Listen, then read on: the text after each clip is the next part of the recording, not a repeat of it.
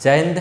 बहुत बहुत स्वागत सबों का अपने YouTube चैनल पे। देखिए इस वीडियो में हम लोग मैथ्स के 10 से 15 महत्वपूर्ण प्रश्नों को देखने वाले हैं और सबसे अधिक रिपीटेड क्वेश्चन जो है ना किसी एग्जाम में उसी को डिस्कस करेंगे।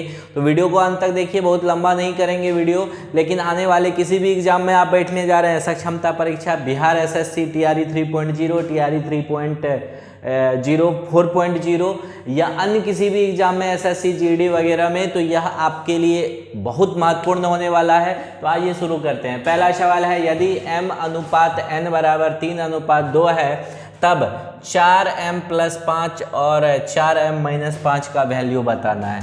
तो देखिए सर, m अनुपात n कितना है? ये 3:2 है। तो ये अनुपात हालांकि वैल्यू नहीं होता है, लेकिन आप मान लीजिएगा कि m को रिप्रेजेंट कर रहा है 3 और n को 2, यानी कुछ देर के लिए m बराबर 3 मान लीजिए, n बराबर 2 मान लीजिए, कोई फर्क नहीं पड़ेगा क्योंकि क्वेश्चन भी अनुपात में ही पूछा है। ये वैल्यू सर यहाँ रख देना है। तो 4 × 3 + 5 × 2 बटे कितना हो जाएगा? 4 × 3 - 5 × 2। यहाँ से आइए तो 4 तिया 12, 5 दूनी 10, 12 10 22, 4 तिया 12 और 5 दूनी 10, 12 में से 10 गया तो 2, कितने बार में कट जाएगा? 2 × 1 = 2 और 2 = 11, यानी कि 11:1। कितना आंसर हो जाएगा सर? 11:1। अति महत्वपूर्ण सवाल है, छपने वाला सवाल है। आगे बढ़िए। नेक्स्ट सवाल बहुत बढ़िया सवाल है। ये मिश्रण का तो ये छपता है, कई एग्जाम में छपता है ये क्वेश्चन।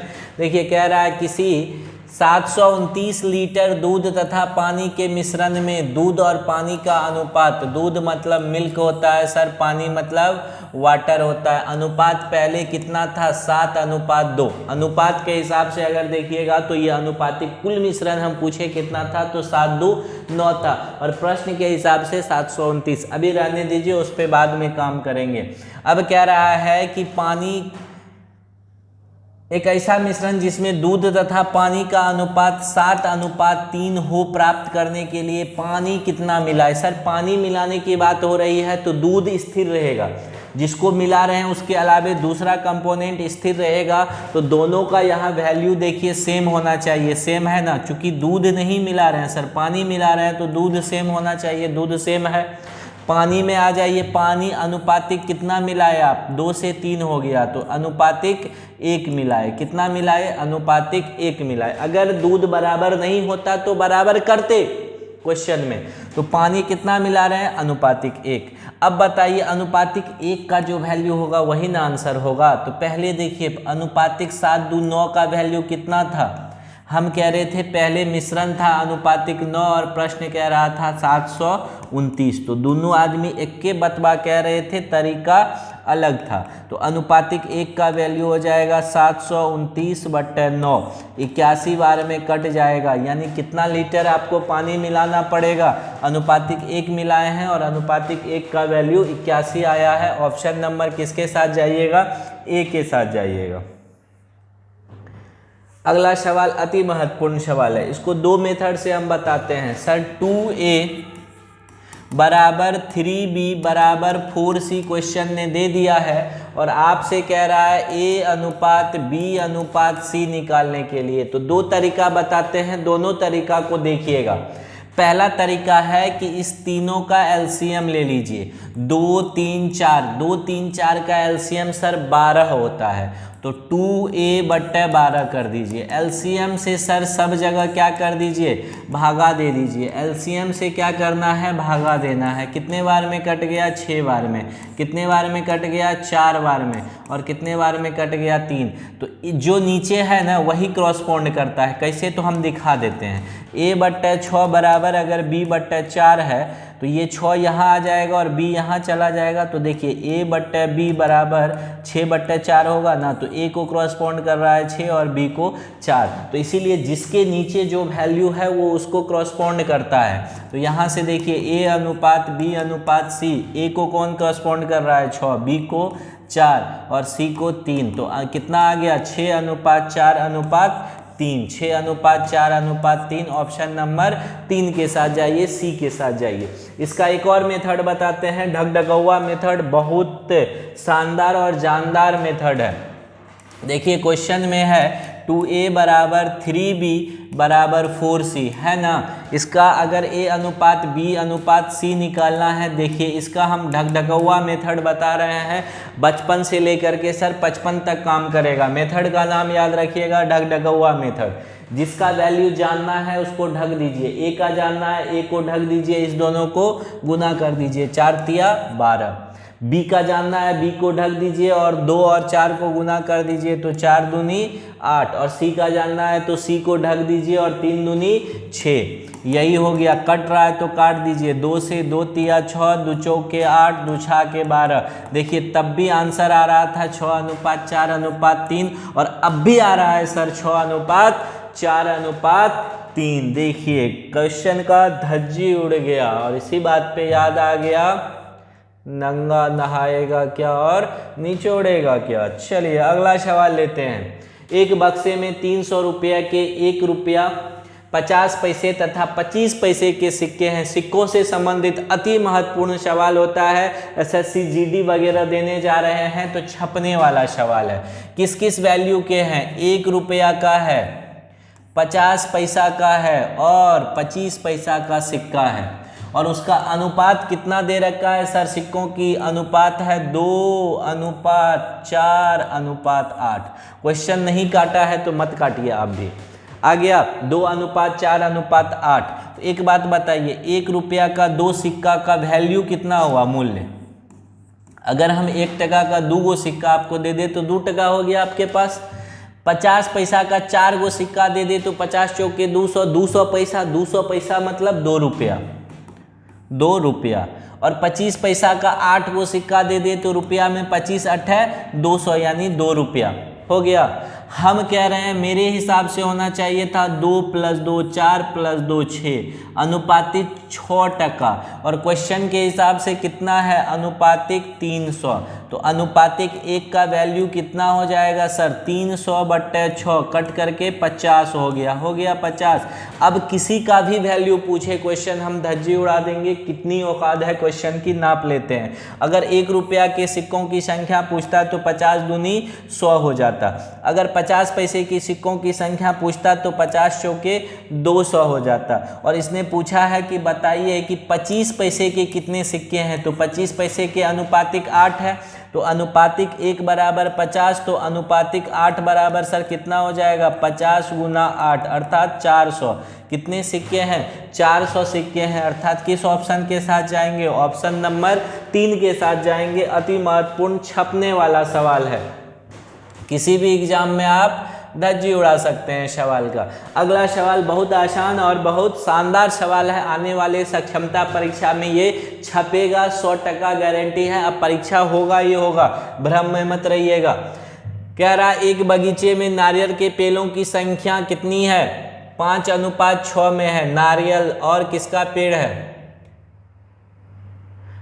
आम। नारियल और आम है, नारियल और आम है। अनुपात कितना है? 5:6। अगर हम अनुपातिक में पूछे कि कुल कितना पेड़ है तो जोड़ ना दीजिए सर, 6 5 11, अनुपातिक 11। लेकिन प्रश्न ने कहा कि सर 121 पेड़ है, तो दोनों आदमी बतवा एक बोल रहे हैं, बोलने का तरीका अलग है। तो अनुपातिक 1 का वैल्यू कितना हो जाएगा? 121/11, 11 बार में कट गया। अब पूछ किसका रहा है? नारियल का। तो नारियल का कितना अनुपात है? अनुपातिक 5। तो अनुपातिक 5 का वैल्यू हो जाएगा 11 × 5, अर्थात नारियल के पेड़ों की संख्या कितनी है सर? 55 है। ऑप्शन नंबर 4 के साथ जाइए। किस ऑप्शन के साथ जाइएगा? ऑप्शन नंबर 4 के साथ। चलिए कार्य और समय, कार्य और समय से ये अति महत्वपूर्ण सवाल, छपने वाला सवाल है। और इसको आज हम अनुपातिक मेथड बताएंगे और बेसिक मेथड बताएंगे, दोनों देखिएगा बहुत काम करेगा। 3 व्यक्ति हैं, ABC भी लिख सकते हैं, कोई दिक्कत नहीं है। और एक है एक साथ, मतलब ये तीनों मिल करके मिल करके कै दिन में सर? 8 दिन में काम को करते हैं। ओ अकेला कितने दिन में करता है सर जी? 20 दिन में। वो अकेला कितने दिन में करता है? 30 दिन में। 100 का पता नहीं। अब क्या करेंगे? ये तो लिख लिए, ये तो क्वेश्चन ही कह रहा था, अभी तक हम और आप कुछ नहीं किए हैं। अब करेंगे, तीनों का एलसीएम ले लीजिए। 20, 30 और 8 का एलसीएम आप निकाल करके देखिएगा, हम पढ़ाए हुए हैं ये टॉपिक, तो 120 आएगा सर। 120 ये जो एलसीएम आता है ना, ये कुल कार्य होता है। क्या होता है सर? कुल कार्य होता है। याद रखिएगा छपने वाला बात। कुल कार्य को यदि दिनों की संख्या से भाग दिया जाए तो एक दिन का कार्य आएगा, और उसी एक दिन की कार्य को क्षमता कहते हैं, इंग्लिश में एफिशिएंसी कहते हैं। तो 20 छाके 120, 30 चौके 120, यहाँ तो कुछ है ये नहीं है। 8 से भागा दिए, 15 8 120। अब सुनिए, क्षमता जो होता है ना वो डायरेक्ट जुड़ता है, क्षमता को डायरेक्ट आप जोड़ सकते हैं। तो ये दोनों का क्षमता कितने दिन का था? 6 4 10, और तीनों मिला करके क्षमता 15। तो ये 5 दिन जो क्षमता बढ़ा वो किसके कारण बढ़ा? 100 का क्षमता। तब ना 6 4 10 5 15 हो गया, तीनों का क्षमता को जोड़ करके। क्षमता हमेशा डायरेक्ट जुटेगा, कोई भ्रम नहीं पालिएगा। तो इस 5 से अगर क्षमता से कार्य को भागा दे दिया जाए ना सर, तो क्या आ जाएगा? दिनों की संख्या। दिनों की संख्या कितनी है? 24। 24 पंचा होता है ना, मतलब 100 कितने दिन में कार्य को कर लेगा? यही ना बतवा पूछ रहा था। तो 100 अकेला 24 दिन में कार्य को कर लेगा। ये एक मेथड है इसको स्क्रीनशॉट लेना है, ले लीजिए। इसका एक और मेथड बताते हैं, बड़ी ही शानदार है, बेसिक मेथड है। देखिए तीनों, एक कितने दिन में कर रहा है? तो एक 20 दिन में, तो 1/20 लिखिए, क्षमता उल्टा हो जाता है। 1/20। वो कितने दिन में कर रहा है? 30 दिन में, तो 1/30। और 100 कितने दिन में कर रहा है? पता नहीं, तो 1/c। और तीनों मिल करके सर कितने दिन में? 8 दिन में। तो क्षमता कितना हो गया? 1/8। क्षमता डायरेक्ट जुड़ता है, याद रखिएगा, बचपन से 55 तक। अब देखिए इस दोनों का एलसीएम कितना हो गया? 60। तो ये हो गया 3 प्लस 2 5 प्लस 1/c बराबर 1/8। ये 3 2 5, 1/12। 1/12 घट जाएगा सर, 1/c बराबर 1/8 घटा 1/12। एलसीएम ले लीजिए तो कितना हो गया? 12 और 8 का एलसीएम 24। तो ये 3 घटा 2 हो जाएगा, तो 1/24। ये 1/c का वैल्यू आया है, आपको c का वैल्यू चाहिए था, तो कितना हो जाएगा सर? 24 हो जाएगा। किस ऑप्शन के साथ? अब भी आंसर वही है, आंसर नहीं बदलेगा, चीज़ें बदल सकती है। देखिए मैथ में कॉन्फिडेंस की ज़रूरत होती है, और वो कॉन्फिडेंस जिस दिन डेवलप हो गया ना सर, आप यकीन मानिए किसी एग्ज़ाम, किसी सवाल को फोड़ करके आइएगा। बस थोड़ा सा मेहनत करना होता है मैथ में, और करते रहना होता है। मैथ कोई पेट से सीख के नहीं आता है, किसी को कोई सिखा भी नहीं सकता है, बता सकता है, सिखा नहीं सकता है, इस बात की गारंटी है। इसमें क्या है, जितना करिएगा उतना सीखिएगा, घसते रहिए। ये सेम सवाल है, ये हम आपके लिए छोड़ रहे हैं, स्क्रीनशॉट लीजिए, ले करके बना करके कमेंट बॉक्स में लिख दीजिएगा। इस सवाल को बना देते हैं, ये डायरेक्ट क्षमता पे बात कर रहा है। क्षमता कह रहा है कि A जो है वो C से 4 गुनी तेजी से काम करता है। तेजी से काम करने का मतलब 4 गुना ज़्यादा दक्ष है, मतलब कुशल है। तो C का क्षमता 1 मान लिए, तो A का क्षमता कितने का हो जाएगा सर? 4 गुना मतलब 4 का। दोनों मिलकर कितने दिन में काम समाप्त कर सकते हैं? तो A प्लस C मिलकर के कितने दिन में? 20 दिन में। जबकि इस दोनों का मिला करके क्षमता 4 1 5। टोटल काम आपको कितना करना है? 20 गुना 5। अगर टोटल कार्य जानना हो तो किसी का दिन का संख्या गुना उसी का क्षमता कर दीजिए, सब में एक के बतवा आएगा। 100 काम करना है, तो A अकेला उस कार्य को कितने दिन में करेगा? तो A का क्षमता कितने दिन का है, कितने का है? 4 का। और टोटल काम आपके पास कितना है सर? 100 है। 4 से भागा दे दीजिए, कितना आ जाएगा? A अकेला कितने दिन में कर लेगा सर? 25 दिन में कर लेगा। A अकेला कितने दिन में कर लेगा? 25 दिन में। ये भी बता देते हैं, मजदूरी वाला सवाल है। देखिए राम एवं नरेश किसी काम को 20 दिन में समाप्त कर सकते हैं। 2 व्यक्ति है, एक राम है और एक नरेश है। एक राम प्लस नरेश है। नरेश इस कार्य को 36 दिन में कर सकते हैं, दोनों मिलकर के 20 दिन में कर सकते हैं। यही ने कहा जबकि नरेश इस कार्य को 36 दिन में कर सकता है, इतना रुपया ये पारिश्रमिक मिला। पारिश्रमिक पे बाद में जाएंगे। 36 और 20 का एलसीएम लीजिएगा तो कितना हो जाएगा? 36 और 20 का एलसीएम हो जाएगा आपको 180। 180 कार्य है, टोटल कार्य कितना करना है? 180। तो इसका क्षमता कितने का हुआ? 5 का। इसका क्षमता कितने का हुआ? 9 का, क्योंकि 36 पंचा 180, 20 नमा 180, ये 9 है दोनों मिलकर के, और n का यानी नरेश का 5 है, तो राम का कितना हो गया? 4। तब ना 4 + 5 मिलकर के सर 9 होगा। इस 4 से भागा दीजिएगा 180 को, 45 बार में लगेगा। मतलब अगर ये पूछता राम कितने दिन में करेगा तो 45 दिन में करेगा, परंतु ये नहीं पूछा है कि राम कितने दिन में करेगा। दोनों मिला करके अगर 720 रुपया कमा रहा है तो दोनों क्षमता के, पैसवा हमेशा क्षमता पर डिपेंड करता है, ना कि आपके गधा की तरह मेहनत करने पे। ये चीज़ समझ लीजिए। ये थोड़ा सा कड़वा है परंतु सत्य है, इसलिए स्मार्ट वर्क करना सीखना है। आप अपनी एफिशिएंसी को जगाइए, हमेशा मोस्ट इम्पोर्टेंट चीज़ डिलीवर कीजिए और ईमानदारी से कीजिए। कुशल बनिए, सक्षम बनिए। आपको वेजेस भगवान भी उसी हिसाब से पारिश्रमिक देता है। आप जितने कुशल और जितने ईमानदार होंगे, जिसके किस्मत में जितना उतना ही मिलना है, कुछ नहीं होना है बाप बाप करने से। 5 4 कितना हो गया सर? 9। अनुपातिक 9 मिलना चाहिए था वेजेस, और मिल रहा है 720 टका। तो पूछ रहा है राम को कितना मिलेगा? अनुपातिक 4 का वैल्यू पूछ रहा है, तो 720/9 गुना 4 कितने बार में कट गया सर? 80 बार में। 80 चौका कितना हो गया? 320। पैसा हमेशा क्षमता पे डिपेंड करता है। 320 रुपया मिलेगा सर, इसलिए क्षमता को बढ़ाइए, अधिक से अधिक चीज़ों पे फोकस्ड रहिए। क्षमता जितना होगा उतना पैसा मिलेगा, रोना रोने से काम नहीं चलेगा। पहली संख्या 30%, देखिए पहली का 30, पहली को ये मान लीजिए, ए का 30%, दूसरे का 75% के बराबर है सर, बी का 75%। प्रतिशत तो कटिए गया, छोड़ दीजिए। मतलब अगर ये करना हो A/B, अनुपात पूछ रहा है ना, तो 75 कितना हो जाएगा? 30। काट दीजिए 15 से, 15 × 5 = 75, 15 दूनी 30। अनुपात कितना आ गया सर? 5:2। ये हुआ बेसिक तरीका। पहला का 30, दूसरा का 75 के बराबर है, तो ये कर दिए। डायरेक्ट एक लाइन में बनाना हो तो देखिए दोनों का अनुपात पूछा है ना, पहला बट्टा दूसरा, प्रतिशत को उल्टा कर दीजिएगा, इसका इसके साथ, इसका इसके साथ, हेरा फेरी। क्या करना है? हेरा फेरी।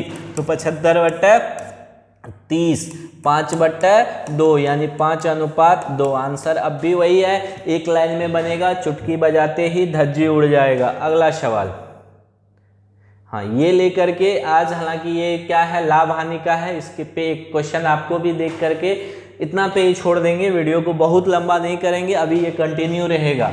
देखिए एक साइकिल को 270 रुपया में बेचने पर एक व्यक्ति 15% लाभ कमाता है। कितने में बेचे कि 25% लाभ हो? 15% लाभ का मतलब क्या हुआ सर? 115। 15% लाभ का मतलब हुआ 100 के वस्तु को 115 में बेचेंगे। 100 के वस्तु को कितने में बेचेंगे?